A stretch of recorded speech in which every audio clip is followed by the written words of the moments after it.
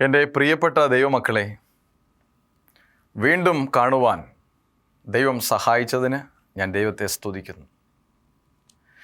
വലിയവനായി ദൈവം നമ്മോട് കൂടെ ഇല്ലായിരുന്നുവെങ്കിൽ ഈ ധന്യനിമിഷം പങ്കുവയ്ക്കുവാൻ നമുക്ക് സാധിക്കില്ലായിരുന്നു. ദൈവത്തിൻ്റെ മാറ്റമില്ലാത്ത മാധുര്യമേറിയ വചനങ്ങളാൽ അനുഗ്രഹീതമാണ് ഇപ്പോൾ നമ്മുടെ അന്തരീക്ഷം. നമ്മുടെ മനസ്സിനെ ഏകാഗ്രപ്പെടുത്തി നമ്മുടെ ഹൃദയത്തെ ദൈവത്തിൻ്റെ കരങ്ങളിൽ സമർപ്പിച്ചുകൊണ്ട് ഈ ധന്യനിമിഷത്തിൽ നമുക്ക് പങ്കാളികളാകാം. നമുക്കൊരു നിമിഷം പ്രാർത്ഥിക്കാം. ഞങ്ങളെ അളവില്ലാതെ സ്നേഹിക്കുന്ന പരിശുദ്ധനായ ദൈവമേ, ഈ അഖിലാണ്ടത്തെ മുഴുവനും അങ്ങ് ചമച്ചതാണല്ലോ. പാപികളായിരിക്കുന്ന ഞങ്ങളോട് കരുണ തോന്നണമേ. തിരുവചനത്തിൻ്റെ മർമ്മങ്ങളെ മനസ്സിലാക്കുവാൻ ഈ മാനുഷിക ബുദ്ധി പോരാ ദൈവമേ. ഞങ്ങളുടെ ഹൃദയങ്ങളെ തുറക്കണം. പരിശുദ്ധാത്മാവിനെ നൽകപ്പെടണമേ. അങ്ങ് തന്നെ മാനവും മഹത്വം എടുക്കണമേ.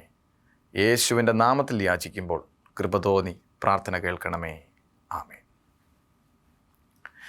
ഈ കഴിഞ്ഞ ഭാഗങ്ങളിലെല്ലാം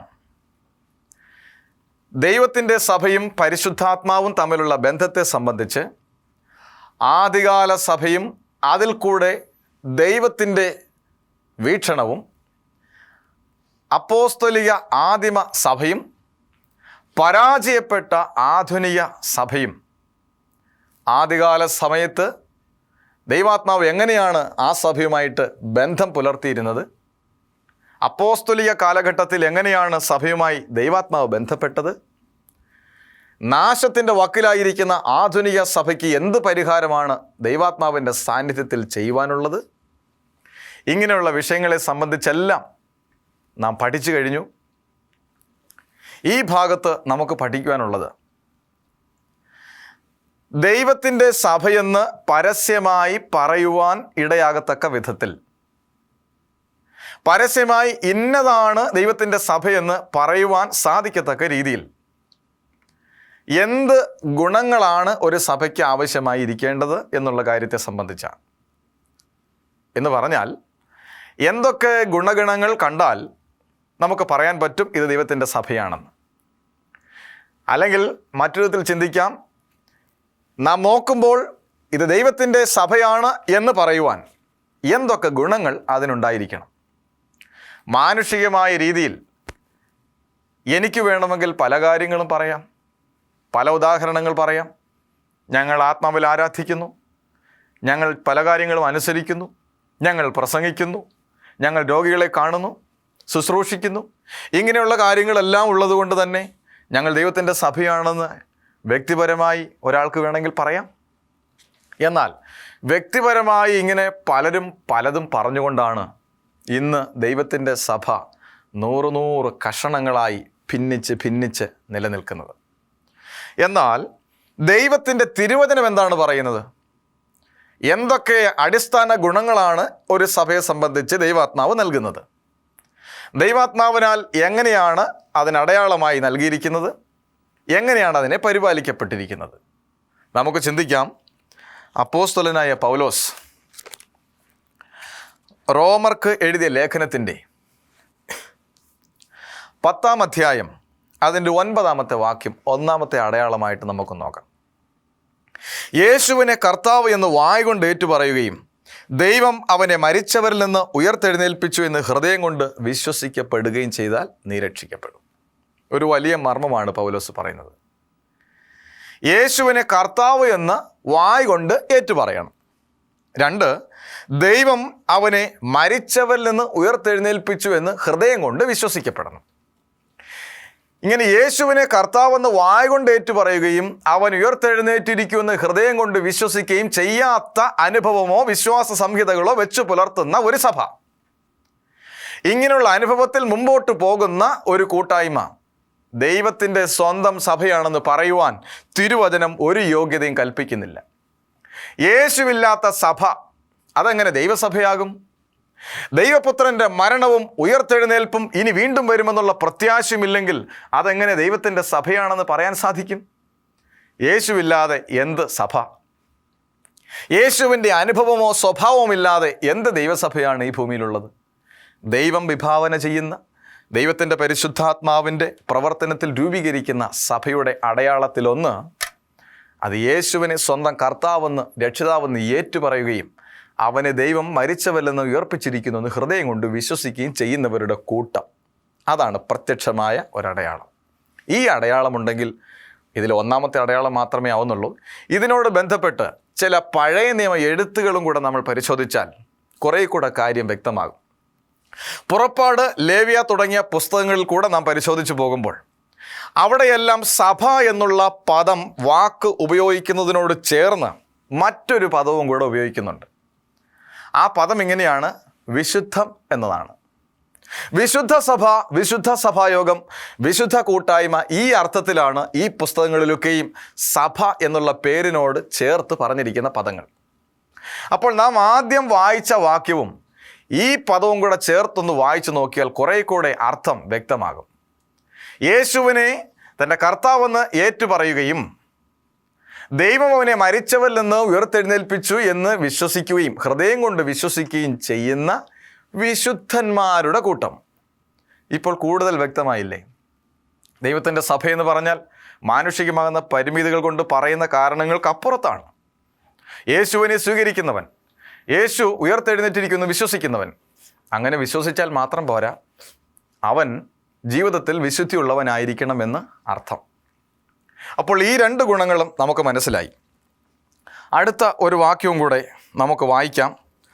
അപ്പോസ്തല പ്രവൃത്തിയുടെ പുസ്തകം 2-ാം അധ്യായം 41-ാമത്തെ വാക്യം. അവൻ്റെ വചനം സ്വീകരിച്ചവർ സ്നാനമേറ്റു, അന്ന് ഏകദേശം 3000 ആളുകൾ അവരോട് ചേർന്നു. അവൻ്റെ വചനമനുസരിച്ചവർ സ്നാനമേറ്റു, വചനം സ്വീകരിച്ചവർ സ്നാനമേറ്റു. അപ്പോസ്തലനായ പത്രോസ് എഴുന്നേറ്റ് നിന്നൊരു ഗംഭീര പ്രസംഗം നടത്തി. ആ ഒരൊറ്റ പ്രസംഗത്തിൽ 3000 പേർ യേശുവിനെ ഏറ്റുപറഞ്ഞ് ഹൃദയം കൊണ്ട് രക്ഷിതാവായി സ്വീകരിച്ചു. അവർ സ്നാനപ്പെട്ടു. അപ്പോൾ യേശുവിനെ സ്വീകരിക്കുന്നത് മാത്രമല്ല, അവൻ വിശുദ്ധിയുള്ളവനായിരിക്കുന്നത് മാത്രമല്ല, സ്നാനപ്പെടുകയും വേണം. സ്നാനപ്പെടുകയും കൂടെ ചെയ്യുമ്പോൾ ഒരു പകുതി ഭാഗം പൂർത്തീകരിക്കപ്പെട്ടു. യേശുവില്ലാത്ത സഭ, പിന്നെയോ യേശുവിനെ രക്ഷിതാവായി സ്വീകരിക്കാത്ത സഭ, വിശുദ്ധിയില്ലാത്ത സഭ, സ്നാനമില്ലാത്ത സഭ ദൈവത്തിൻ്റെ സഭയാകുന്നത് എങ്ങനെ? അപ്പോസ്തല പ്രവൃത്തിയുടെ പുസ്തകം നാം ധാരാളം വായിക്കുമ്പോൾ ആരൊക്കെ സഭയോട് ചേർന്നിട്ടുണ്ടോ, ദൈവത്തിൻ്റെ സഭയോട് ചേർന്നിട്ടുണ്ടോ, അവരെല്ലാവരും സ്നാനപ്പെട്ട് തന്നെയാണ് സഭയോട് ചേർന്നത്. അപ്പോൾ ഈ ഗണങ്ങളെല്ലാം, ഈ കൂട്ടങ്ങളെല്ലാം നമുക്ക് വ്യക്തമായി. അടുത്ത ഒരു വാക്യവും കൂടെ നമുക്ക് വായിക്കാം. അപ്പോസ്തല പ്രവൃത്തിയുടെ പുസ്തകം 9-ാം അധ്യായം 31-ാമത്തെ വാക്യം. അങ്ങനെ യഹൂദ്യ, ഗലീല, ശമരിയ എന്നീ ദേശങ്ങളിലെല്ലാം സഭയ്ക്ക് സമാധാനവും ആത്മീയ അഭിവൃദ്ധിയും ഉണ്ടായി. കർത്താവിനോടുള്ള ഭക്തിയിൽ നടക്കുകയും പരിശുദ്ധാത്മാവിൻ്റെ ആശ്വാസം പ്രാപിക്കുകയും അത് എണ്ണത്തിൽ വർദ്ധിക്കുകയും ചെയ്തു. ഈ വാക്യവും സഭയും തമ്മിലുള്ള ബന്ധം എന്താ? നമ്മൾ ആദ്യം ചിന്തിച്ചു എന്തൊക്കെ അടയാളങ്ങളാൽ ഒരു സഭ ദൈവദത്തമാണ് എന്ന് നമുക്ക് അറിയാം, തിരിച്ചറിയാം എന്നുള്ളതിനെ സംബന്ധിച്ച. ആദ്യം നാം ചിന്തിച്ചു യേശു ക്രിസ്തുവിനെ സ്വന്തം കർത്താവാണെന്ന് വായ കൊണ്ട് ഏറ്റുപറയുകയും അവനെ ദൈവം മരിച്ചവരിൽ നിന്ന് ഉയർത്തെഴുന്നേൽപ്പിച്ചു എന്ന് ഹൃദയം കൊണ്ട് വിശ്വസിക്കുകയും ചെയ്യണം. 2, അങ്ങനെ വിശ്വസിച്ചാൽ മാത്രം പോരാ, അത് വിശുദ്ധിയുള്ളവരുടെ ഒരു കൂട്ടമായിരിക്കുകയും വേണം. 3, അങ്ങനെ അതുമാത്രമല്ല, സ്നാനപ്പെടുകയും വേണം. ഇനി എന്തൊക്കെ ക്വാളിറ്റീസാണ് നമുക്ക് ദൈവസഭയെക്കുറിച്ച് ദർശിക്കാനുള്ളത്? നാം ഇപ്പോൾ വായിച്ച വാക്യത്തിലേക്ക് വരാം. അങ്ങനെ യഹൂദ്യ, ഗലീല, ശമരിയ എന്നീ ദേശങ്ങളിലെല്ലാം സഭയ്ക്ക്. അടുത്ത വാക്കുകൾ നാം അടിവരയിട്ട് പഠിക്കണം. അവിടെ പറയുന്നത് സമാധാനവും. സമാധാനം ദൈവസഭയുടെ മറ്റൊരു മുഖമുദ്രയാണ് സമാധാനം. സമാധാനം ഈ ലോകത്തിലെ ഏതെങ്കിലും സഭകളിൽ നാം കാണുന്നുണ്ടോ? നാം വ്യക്തമായി ചിന്തിക്കുക. സഭയിൽ സമാധാനമുണ്ടായി. സമാധാനം, അതിനെക്കുറിച്ച് എന്താ നമ്മുടെ അഭിപ്രായം? ഇവിടെ സഭയുടെ ഒരു വലിയ ഗുണം സമാധാനത്തെക്കുറിച്ചാണ്. ഇന്നത്തെ മീറ്റിങ്ങുകളും സഭാ നടപടിക്രമങ്ങളും ഒക്കെ സമാധാനപൂർവമായാണോ നടക്കുന്നത്?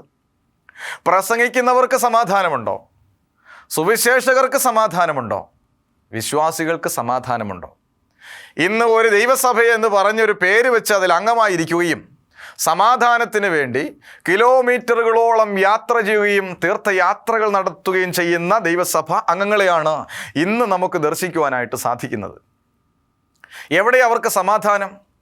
പ്രാർത്ഥനയിൽ അവർക്ക് ആശ്വാസമില്ല, അവർക്ക് വിടുതലില്ല. അവരുടെ ജീവിതത്തിൽ സമാധാനമെന്ന് പറയാൻ പലതുമില്ല. എങ്ങനെ ദൈവസഭയുടെ അംഗമാകും? ഇതെങ്ങനെ ദൈവസഭയാണെന്ന് പറയാൻ സാധിക്കും? അടുത്ത വാക്കെന്താ പറയുന്നത്? ആത്മീയ അഭിവൃദ്ധി ഉണ്ടായി. ദൈവത്തിൻ്റെ സഭയാണോ അവിടെ ആത്മീയ അഭിവൃദ്ധി ഉണ്ടാകണം. ആത്മീയ അഭിവൃദ്ധി ഉണ്ടാകത്തിടത്തോളം കാലം ഒരിക്കലും അത് ദൈവസഭയാണെന്ന് പറയുവാൻ നമുക്ക് സാധിക്കുകയില്ല.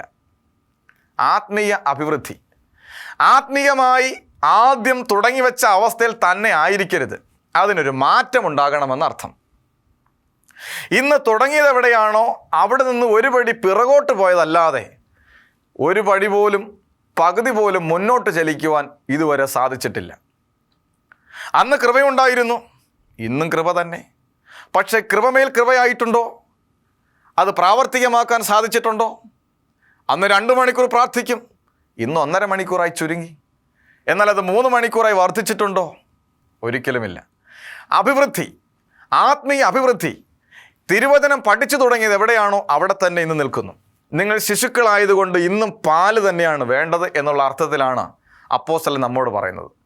ഇന്നും അത് തന്നെയാണ് നാം പഠിച്ചുകൊണ്ടിരിക്കുന്നത്. പക്ഷേ എന്നാൽ അതിനൊരു മാറ്റം ഇതുവരെ സാധിച്ചിട്ടുണ്ടോ? അടുത്ത ഭാഗം എന്താ പറയുന്നത്? കർത്താവിനോടുള്ള ഭക്തിയിൽ നടക്കുകയും ചെയ്യുക. എന്താണ് കർത്താവിനോടുള്ള ഭക്തി? ഒരു ഭക്തൻ എന്നൊരാളെ പറയാനുള്ള കാരണം എന്താ? അദ്ദേഹത്തിൻ്റെ ക്വാളിറ്റീസ് എന്തൊക്കെയാണ്? അദ്ദേഹത്തെ എങ്ങനെ നമുക്കൊരു ഭക്തൻ എന്ന് പറയാം? താൻ ഭജിക്കുന്ന ദൈവത്തിൻ്റെ ഹിതം തൻ്റെ ജീവിതത്തിൽ വെളിപ്പെടുത്തുന്ന, അതായത് താൻ പൂജിക്കുന്ന ദൈവത്തിൻ്റെ സ്വഭാവവും അതിൻ്റെ സവിശേഷതകളും ദൈവത്തിൻ്റെ ഹിതവും തൻ്റെ ജീവിതത്തിൽ പകർത്തുന്ന ഒരു വ്യക്തിയെ മാത്രമേ ആ ദൈവത്തിൻ്റെ, ഈശ്വരൻ്റെ ഭക്തൻ എന്ന് പറയുവാൻ സാധിക്കുകയുള്ളൂ. ഇങ്ങനൊരു അനുഭവത്തിലാണ് ഭക്തിയിൽ നടക്കുക എന്നുള്ളതെങ്കിൽ ഇന്നത്തെ ഏത് സഭയെ, ദൈവത്തിൻ്റെ സഭയെന്ന് പറയുന്ന ഏത് കൂട്ടായ്മയിൽ ഇത് നമുക്ക് ദർശിക്കാൻ സാധിക്കും? മത്തായിയുടെ സുവിശേഷം 7-ാം അധ്യായം 21-ാമത്തെ വാക്യത്തിൽ പറയുന്നത്, എന്നോട് കർത്താവേ കർത്താവേ കർത്താവേ എന്ന് വിളിക്കുന്നവനല്ല, എൻ്റെ പിതാവിൻ്റെ ഇഷ്ടം ചെയ്യുന്നവനത്രേ സ്വർഗരാജ്യത്തിൽ പ്രവേശിക്കുന്നത്. എന്നെ കർത്താവേ കർത്താവ് എന്ന് വിളിക്കുന്നവനല്ല, എൻ്റെ പിതാവിൻ്റെ ഇഷ്ടം ചെയ്യുന്നവനത്രേ സ്വർഗരാജ്യത്തിൽ കടക്കുന്നത്. അവിടെ എന്താ ഒരു പ്രത്യേകതയുണ്ടല്ലോ. കർത്താവേ കർത്താവേ എന്നിങ്ങനെ വിളിക്കുന്നതിൽ യാതൊരു കാര്യമില്ല എന്നർത്ഥം. യേശു അത് മുൻകൂട്ടി കണ്ടു, അതുകൊണ്ടത് നേരത്തെ പറഞ്ഞു. ഇന്ന് കർത്താവേ കർത്താവേ എന്നുള്ള ജൽപ്പനങ്ങളാണെന്ന് സഭകളിൽ നിന്ന് ഉയരുന്നത്. ഓരോ ക്രമങ്ങളനുസരിച്ച് കർത്താവേ കർത്താവേ എന്നിങ്ങനെ വിളിച്ചുകൊണ്ടേയിരിക്കുകയാണ്. എന്നാൽ നീ ഒരു ഭക്തനാണോ? ഭക്തനാണെങ്കിൽ നീ പൂജിക്കുന്ന, നീ ഭജിക്കുന്ന ദൈവത്തിൻ്റെ സ്വഭാവ ഗുണങ്ങൾ നിന്നിൽ പ്രകടമാകണം. എൻ്റെ പ്രിയ സഹോദര, ദൈവം നിന്നോട് കൽപ്പിക്കുന്ന വചനങ്ങൾ നീ അനുസരിക്കുന്നില്ലെങ്കിൽ എങ്ങനെ നീ ഒരു ഭക്തനാണെന്ന് പറയും? നീ എത്ര തന്നെ യാഗം അർപ്പിച്ചാലും ദൈവത്തിൻ്റെ വചനം അനുസരിക്കുന്നില്ലെങ്കിൽ അതെല്ലാം വ്യർത്ഥം. ദൈവം നമ്മളോട് അനുസരിക്കുവാൻ അനേക കാര്യങ്ങൾ നൽകിയിട്ടുണ്ട്. അടിസ്ഥാനപരമായി ഒരു ദൈവപൈതൽ അനുസരിക്കേണ്ട കാര്യങ്ങളാണ് 10 കൽപ്പനകളിൽ കൂടെ ദൈവം നമുക്ക് നൽകുന്നത്. ഞാനല്ലാതെ ഒരു ദൈവം നിനക്കുണ്ടായിരിക്കരുത്, ഒരു പ്രതിമയും ഉണ്ടാക്കരുത്, ദൈവത്തിൻ്റെ നാമം വൃഥാ എടുക്കരുത്, ശബത്നാളിനെ ശുദ്ധീകരിപ്പാൻ ഓർക്കുക, നിൻ്റെ അപ്പനെയും അമ്മയെയും നീ എന്ത് ചെയ്യണം? ബഹുമാനിക്കണം, കൊല ചെയ്യരുത്, വ്യഭിചാരം ചെയ്യരുത്, മോഷ്ടിക്കരുത്, കള്ളസാക്ഷ്യം പറയരുത്, കൂട്ടുകാരനുള്ള യാതൊന്നും മോഹിക്കരുത്, അരുത് അരുത് നീ ചെയ്യരുത്, ചെയ്താൽ നീ നഷ്ടപ്പെട്ടു പോകും എന്ന് ദൈവം വളരെ വ്യക്തമായി പറയുന്നൊരു കാര്യമാണ് ഈ ഭാഗങ്ങളിൽ വായിക്കുവാൻ സാധിക്കുന്നത്.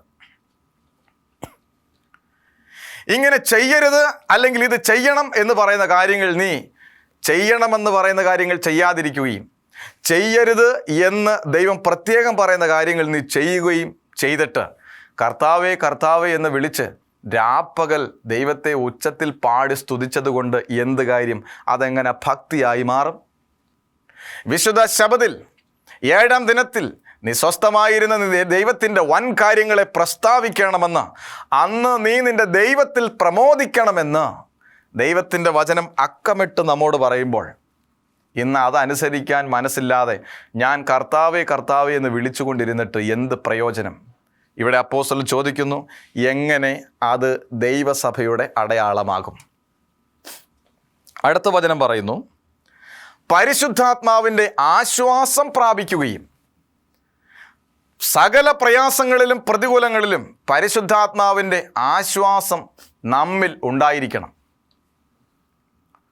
പലരും വന്ന് നമ്മോട് ചോദിക്കും, അല്ലയോ പാസ്റ്റർ, അല്ലെങ്കിൽ ബ്രദർ, സഹോദരി, എനിക്ക് വേണ്ടി ഒന്ന് പ്രാർത്ഥിക്കണേ. എൻ്റെ ജീവിതത്തിൽ ഒരുപാട് പ്രശ്നങ്ങളുണ്ട്. ആത്മീയമായി ജീവിക്കണമെന്ന് ഞാൻ എപ്പോഴും ആഗ്രഹിക്കുന്നു, പക്ഷേ എനിക്ക് സാധിക്കുന്നില്ല. ഇങ്ങനെ ഒരു സഹോദരി ആശ്വാസത്തിനായി നമ്മുടെ അടുക്കിലേക്ക് കടന്നു വരുമ്പോൾ പലപ്പോഴും പ്രാർത്ഥിക്കാൻ നമുക്ക് മടിയാണ്. എന്താ കാര്യം? പ്രാർത്ഥിക്കാൻ അറിയാത്തത് കൊണ്ടല്ല, പ്രാർത്ഥനയ്ക്ക് വാക്ക് കിട്ടാത്തത് കൊണ്ടല്ല. വർഷങ്ങളായി നാം പ്രാർത്ഥിക്കുന്നു, എന്നിട്ടും നമുക്കിതുവരെയും ഒരാശ്വാസം കിട്ടിയിട്ടില്ല. അങ്ങനെ ആശ്വാസം ലഭിക്കാത്ത ഞാൻ എങ്ങനെയാണ് ആശ്വാസം തേടി വരുന്ന സഹോദരിക്ക് വേണ്ടി പ്രാർത്ഥിക്കുക? ഇവിടെയാണ് നമ്മുടെ പരാജയം. പരിശുദ്ധാത്മാവിൻ്റെ ആശ്വാസം എന്ന് പറഞ്ഞാൽ പരിശുദ്ധാത്മാവിൻ്റെ ബലം നമ്മിലേക്ക് വരുന്നില്ലെങ്കിൽ, അങ്ങനെ അത് വളരുന്നില്ലെങ്കിൽ എങ്ങനെയാ അത് ദൈവസഭയാണ് എന്ന് പറയാൻ സാധിക്കുക? അടുത്ത ഭാഗം പറയുന്നത്, അത് എണ്ണത്തിൽ വർദ്ധിക്കുകയും ചെയ്തു. ദൈവസഭയാണോ അത് എണ്ണത്തിൽ വർദ്ധിച്ച് പെരുകയാണ്. യേശുക്രിസ്തു തൻ്റെ സഭയെ തിരഞ്ഞെടുത്തു. ആദ്യം 12, പിന്നീട് അത് 70 എന്നുള്ള അക്കമായി, അതിനുശേഷം അത് 120 പിന്നീട് അത് 3120 അതിനുശേഷം 10,000 ലക്ഷങ്ങളായി, കോടിക്കണക്കിന് അത് വർദ്ധിച്ചു. ദൈവസഭ അനുനിമിഷം വർദ്ധിച്ച് പെരുകിക്കൊണ്ടേയിരിക്കണം. ഓരോ നിമിഷവും എൻ്റെ ആത്മീയ വർധനയ്ക്ക് ആക്കം കൂടുന്നില്ലെങ്കിൽ, എൻ്റെ ആത്മീയ പുരോഗതി അത് വർദ്ധിക്കുന്നില്ലെങ്കിൽ, ആത്മീയ വളർച്ച അത് വർദ്ധിക്കുന്നില്ലെങ്കിൽ, ഞാൻ ഉൾപ്പെട്ട സഭ, നമ്മൾ വിശ്വസിക്കുന്ന സഭ അത് ദൈവത്തിൻ്റെതല്ലെന്നർത്ഥം. നമ്മൾ ഇത്രയും നേരം ചിന്തിച്ചല്ലോ, എന്തെല്ലാം കാര്യങ്ങളാണ് നാം ചിന്തിച്ചത്. ഈ ലോകത്തിൽ ദൈവത്തിൻ്റെ സഭയാണ് ഇത് എന്ന് ചൂണ്ടിക്കാണിക്കുവാൻ പ്രകടമായി നാം മനസ്സിലാക്കേണ്ട അടയാളങ്ങളാണ് തിരുവചനത്തിൽ കൂടെ അപ്പോസ്തലന്മാർ നമുക്ക് എഴുതി നൽകിയിരിക്കുന്നത്. ഇത് പരിശുദ്ധാത്മാവ് അവരിൽ കൂടെ നമുക്ക് നൽകിയതാണ്. ശ്രദ്ധിക്കൂ, പരിശുദ്ധാത്മാവിൻ്റെ സഹായമില്ലെങ്കിൽ ഇതെങ്ങനെ ഞാൻ തിരിച്ചറിയും? പരിശുദ്ധാത്മാവിൻ്റെ നടത്തിപ്പില്ലെങ്കിൽ എങ്ങനെ ഈ വലിയ സത്യത്തെ ഞാൻ തിരിച്ചറിയും? ഒരിക്കലും സാധിക്കുകയില്ല. പരിശുദ്ധാത്മാവിൻ്റെ സമ്പൂർണ്ണമാകുന്ന നിയന്ത്രണത്തിൽ ഇതിനെ വിശകലനം ചെയ്ത് വ്യാഖ്യാനിച്ച് പരിശോധിക്കുന്നില്ലെങ്കിൽ ഈ സത്യം നമുക്ക് മനസ്സിലാക്കാൻ കഴിയില്ല, നമുക്കത് ഗ്രഹിക്കുവാനും കഴിയില്ല. ഞാൻ ഭക്തിയില്ലാതെ, സമാധാനം വർദ്ധിക്കാത്ത അനുഭവത്തിൽ, ആശ്വാസമില്ലാതെ, ആത്മീയ അഭിവൃദ്ധിയില്ലാതെ ഇങ്ങനെ നാം നടക്കുകയാണെങ്കിൽ എങ്ങനെയാ നാം ദൈവസഭയുടെ അംഗമാണെന്ന് പറയുക? നാം ചിന്തിക്കേണ്ട കാര്യം, ഈ അടയാളങ്ങളൊക്കെ ദൈവം നമുക്ക് നൽകിയത്, ഇതെല്ലാം പരിശോധിച്ച് എൻ്റെ മെമ്പർഷിപ്പ്, നമ്മുടെ അംഗത്വം നിലനിർത്തുവാൻ, ശരിയായതിലേക്ക് തൻ്റെ സഭാംഗത്വം മാറ്റുവാൻ, ദൈവം ആഗ്രഹിക്കുന്ന സഭയിലേക്ക് നമ്മെ മാറ്റുവാനാണ് ദൈവം ഇത് നമുക്ക് നൽകുന്നത്. ഈ മാധ്യമത്തിൽ കൂടെ ഈ തിരുവചനങ്ങളെ ശ്രവിക്കുന്ന പ്രിയപ്പെട്ടവർ ചിന്തിക്കുക, ഈ അനുഭവങ്ങൾ നമ്മുടെ സഭാ കൂട്ടായ്മകളിലുണ്ടോ? സമാധാനമുണ്ടോ? ഐശ്വര്യമുണ്ടോ? ആത്മീയ അഭിവൃദ്ധിയുണ്ടോ? എല്ലാമുണ്ട്, പക്ഷെ 2 കാണുകയില്ല. പലതുമുണ്ട്, എന്നാൽ വേണ്ടതൊരെണ്ണം കാണുകയില്ല. ഈ അവസ്ഥയിലല്ലേ നമ്മുടെ യാത്ര? പലതുമുണ്ട്, ഒരുപാട് കാര്യങ്ങളുണ്ട്, നമ്മളതെല്ലാം പറയുന്നു, പക്ഷേ ഇതൊന്നും നമ്മുടെ ജീവിതത്തിൽ ഇല്ല എന്ന് പറഞ്ഞാൽ എല്ലാമുണ്ട്, ചില കാര്യങ്ങളില്ല. ഈ ഒരു അനുഭവത്തിലാണ് മുമ്പോട്ടുള്ള യാത്രയെങ്കിൽ എങ്ങനെ നമ്മുടെ അംഗത്വം ദൈവസഭയിലാകും? ഈ അനുഭവമില്ലെങ്കിൽ എങ്ങനെ ഒരു കൂട്ടായ്മയെ ദൈവസഭയിലുള്ള കൂട്ടായ്മയെന്ന് നമുക്ക് പറയാൻ സാധിക്കും? അപ്പോസ്തലന്മാർ വളരെ ശക്തമായും വളരെ കൃത്യതയോടും കൂടെ ഇത് എഴുതി വച്ചു. ആദ്യകാല സഭകൾ ദൈവത്താൽ അഭിവൃദ്ധി പ്രാപിക്കപ്പെട്ടു. ഇന്ന് നൂറ്റാണ്ടുകളെടുത്തിട്ടും ദൈവത്തിൻ്റെ സുവിശേഷത്തിൻ്റെ മർമ്മം ലോകത്തിൽ അറിയിക്കുവാൻ ഇന്ന് എല്ലാ മാധ്യമങ്ങളും ഉണ്ടായിരുന്നിട്ടും പലപ്പോഴും അതിന് തടസ്സങ്ങളും വിഘാതങ്ങളുമാണ്. മാധ്യമങ്ങളില്ലാതിരുന്ന കാലഘട്ടത്തിൽ, അനുകൂല സാഹചര്യങ്ങളില്ലാതിരുന്ന സമയത്ത്, യേശുവിന് വേണ്ടി ഒരു വാക്ക് പ്രസംഗിച്ചാൽ കഴുമരവും ക്രൂശും ഒരുങ്ങിയിരിക്കുന്ന കാലഘട്ടത്തിൽ, തിളച്ച എണ്ണയും ഈർച്ചവാളും പ്രസംഗകന്റെ നേരെ ഒരുങ്ങിയിരിക്കുന്ന കാലഘട്ടത്തിലാണ് യേശുക്രിസ്തുവിൻ്റെ അപ്പോസ്തലന്മാർ ഈ സുവിശേഷ പ്രസ്ഥാനം ചുരുങ്ങിയ വർഷങ്ങൾക്കുള്ളിൽ യൂറോപ്പിൻ്റെ വിവിധ ഭാഗങ്ങളിൽ എത്തിച്ചത്. വെറും 40-ലധികം വർഷങ്ങൾ കൊണ്ട് തന്നെ ഈ വലിയ ദൂത് ദേശത്തിൽ അറിയിക്കുവാൻ ദൈവസഭയ്ക്കിടയായി. അപ്പോസ്തലന്മാർക്ക് അതിന് കഴിഞ്ഞു. കാരണം എന്താ? അവരെ പരിശുദ്ധാത്മാവ് നടത്തി. അതുകൊണ്ടാണ്. എന്നാൽ ഇത്രയും നൂറ്റാണ്ട് കഴിഞ്ഞിട്ടും ഇതിൻ്റെ പകുതി പോലും ചെയ്യുവാൻ ആധുനിക സഭയ്ക്ക് കഴിയുന്നില്ല. ഇപ്പോൾ നാം ചിന്തിച്ച വിഷയം, എങ്ങനെയാണ് ഒരു സഭ ദൈവത്തിൻ്റെതാണ് എന്നറിയാൻ കഴിയുക? നാം ചിന്തിച്ചല്ലോ, ഒന്ന്, യേശുവിനെ കർത്താവാണെന്ന് വായുകൊണ്ട് ഏറ്റുപറയണം. 2, അവൻ മരിച്ചവരുടെ ഇടയിൽ നിന്ന് ഉയർത്തെഴുന്നേറ്റു, അഥവാ ദൈവം അവനെ ഉയർത്തെഴുന്നേൽപ്പിച്ചു എന്ന് ഞാൻ വിശ്വസിക്കണം. അതിനുശേഷം എന്താ ചെയ്യേണ്ടത്? പഴയ നിയമകാലഘട്ടത്തിലേക്ക് പോകണം. അവിടെ കൂടിയിരുന്നത് സഭായോഗമായിരുന്നില്ല, വിശുദ്ധ സഭായോഗം. അപ്പോൾ വിശുദ്ധിയുടെ നല്ല അനുഭവം ഉണ്ടായിരിക്കണമെന്നർത്ഥം. പിന്നീട് യേശു ക്രിസ്തുവിൽ വിശ്വസിച്ചവർ ജലത്താൽ സ്നാനപ്പെട്ട് പരസ്യമായി എൻ്റെ യേശുവിനെ അംഗീകരിച്ചിരിക്കുന്നു എന്ന് പ്രഖ്യാപിച്ചു. അതിനുശേഷം ഇവിടെ ദൈവത്തിൻ്റെ വചനം പറയുന്നു, സമാധാനമുള്ളവരുടെ ഒരു കൂട്ടം, ആത്മീയ അഭിവൃദ്ധി ഉണ്ടായിരുന്ന ഒരു കൂട്ടം, കർത്താവിനോടുള്ള ഭക്തിയിൽ നടന്ന് എൻ്റെ ദൈവത്തെ അനുസരിച്ചിരുന്നവരുടെ ഒരു കൂട്ടം. പിന്നീടോ പരിശുദ്ധാത്മാവിൻ്റെ ആശ്വാസം പ്രാപിച്ചിരുന്ന ഒരു കൂട്ടം. അത് എണ്ണത്തിൽ പെരുകുകയും ചെയ്തു. എണ്ണത്തിൽ പെരുകി ആത്മീയമായ വർധന പ്രാപിച്ചു. ഇങ്ങനെ ഉണ്ടായിരുന്ന ഒരു കൂട്ടം നമ്മൾ ഈ ലോകത്തിൽ നോക്കുമ്പോൾ നമുക്ക് വ്യക്തമായിട്ട് മനസ്സിലാക്കുവാൻ പരിശുദ്ധാത്മാവിൻ്റെ സഹായം നമുക്ക് കൂടിയേ തീരും. ഈ അടയാളങ്ങൾ വെച്ച് പരിശോധിച്ചുകൊണ്ട് നാം ഓരോ നിമിഷവും ചിന്തിക്കുക, നമ്മുടെ മനസ്സിൽ വിശകലനം ചെയ്യുക, ഏതാണ് ദൈവസഭ, ദൈവത്തിൻ്റെ സ്വന്തം സഭ ഏതാണ്? അതിനെക്കുറിച്ച് നാം എപ്പോഴും പരിശോധിക്കുക. നമുക്ക് കൂട്ടായി, നമുക്ക് തെളിവായി ദൈവത്തിൻ്റെ എഴുതപ്പെട്ട വചനങ്ങൾ നമ്മോട് കൂടെയുണ്ട്. ദൈവത്തിൻ്റെ എഴുതപ്പെട്ട വചനത്തിനനുസരിച്ച് നമ്മെ ക്രമീകരിച്ച് തിരുവചനം ദിനംതോറും പരിശോധിച്ചുകൊണ്ട് ഉത്തമ സഭ ഏതെന്നും അതിൻ്റെ അടയാളങ്ങൾ എന്തെന്നും നാം ദീർഘവീക്ഷണത്തോടെ സൂക്ഷ്മതയോടുകൂടെ പരിശോധിച്ചാൽ ഈ ലോകത്തിൻ്റെ പ്രഭുവായ സാത്താൻ ഒരുക്കുന്ന കെണികളിൽ നിന്നും രക്ഷപ്രാപിച്ച് നമുക്ക് വിടുതൽ പ്രാപിക്കുവാൻ സാധിക്കും. ഇതാകട്ടെ നമ്മുടെ വിശ്വാസം, ഇതാകട്ടെ നമ്മുടെ പ്രത്യാശ. ഇതിൽ കൂടുതലൊരു തെളിവ് എന്താണ് നമുക്ക് ലഭിക്കാനുള്ളത്? വ്യക്തിപരമായി ചിന്തകളോട് വിട പറയാം. എല്ലാം വിട പറഞ്ഞുകൊണ്ട് നമുക്കൊരു പുതിയ യുഗത്തിനായി പ്രാർത്ഥിക്കാം. പരിശുദ്ധനായ ദൈവമേ, തിരുനാമത്തിന് സ്തോത്രം. കേൾപ്പിക്കപ്പെട്ട തിരുവചനത്തിനായി നന്ദി. ഇത് ഞങ്ങളുടെ ജീവിതത്തിൽ ഫലം കായ്പാനിടയാക്കണമേ. എല്ലാവരും ആശീർവദിക്കണമേ. മാനവും മഹത്വവും അങ്ങ് തന്നെ എടുക്കണമേ. യേശുവിൻ ധന്യനാമത്തിൽ തന്നെ. ആമേൻ.